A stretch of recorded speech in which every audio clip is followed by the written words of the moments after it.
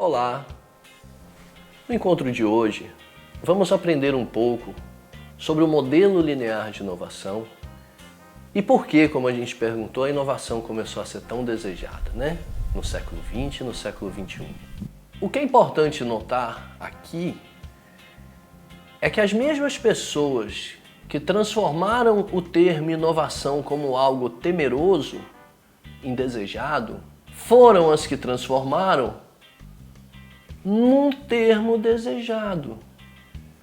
As classes dominantes, concomitante com os acadêmicos, construíram os termos conforme as suas necessidades temporais. Neste momento, foi construído para a inovação uma roupagem tecnológica. Muitas pessoas dizem ser Schumpeter, o pai da inovação.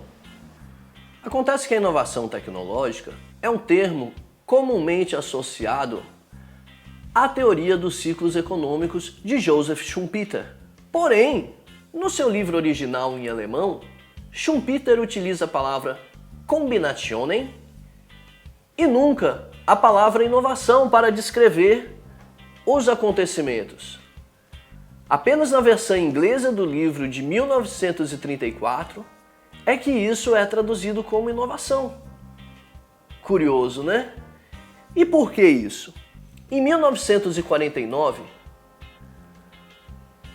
um aluno de Schumpeter montou uma escola de administração no Massachusetts Institute of Technology, o famoso MIT. Nessa universidade, ele escreveu um livro chamado Inovação e Invenção na Indústria do Rádio. Neste livro, este professor indica como as pessoas poderiam saber o que é uma inovação e como poderiam investir na inovação. Por quê? Este professor se chamava William Rupert McLaurin e juntamente com outro professor, curiosamente chamado Bush, havia escrito um texto para o governo norte-americano ainda em 1948, chamado Ciência, a Fronteira Sem Fim. Science, the Final Frontier. Esse texto afirmava para o governo norte-americano que agora que a guerra havia acabado, haviam novos motivos para investir na academia, no desenvolvimento e na pesquisa.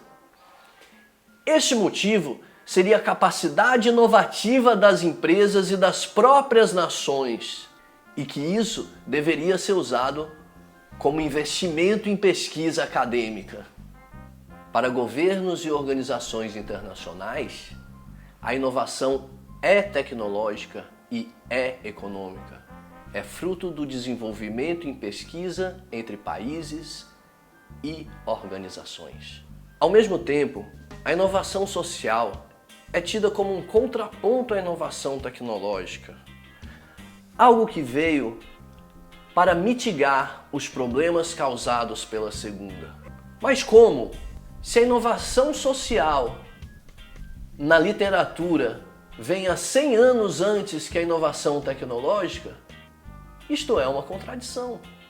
Então, para prosseguirmos com os nossos estudos e construirmos uma ferramenta para mensurar centros culturais, devemos admitir que a inovação social e a inovação tecnológica pertencem a uma mesma raiz, cainatomia, um corte novo nas instituições, uma nova forma de promover as ações, interações, pesquisas, desenvolvimento e a própria vida dos seres humanos.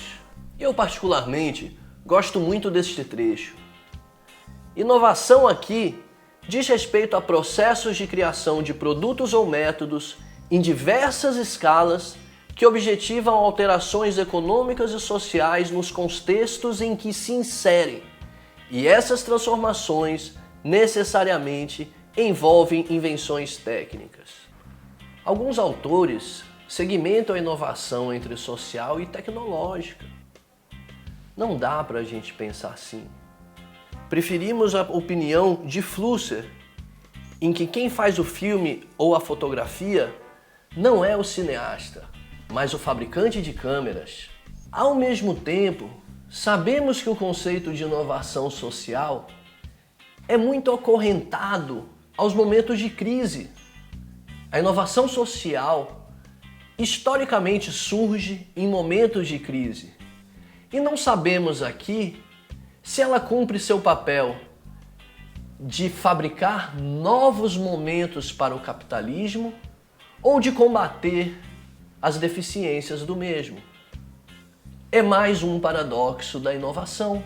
A necessidade de contrapor os termos tecnologia e sociedade para decontestar o termo inovação é econômica. Para fins econômicos e de desenvolvimentos nacionalistas. Com isto, o modelo linear de inovação é pregado como algo que se inicia na pesquisa, se desenvolve no design de um produto, acompanha o marketing e as vendas até a satisfação do consumidor. Como veremos a seguir, essa visão é muito limitadora e não dá conta dos desafios de organizações do setor da economia criativa.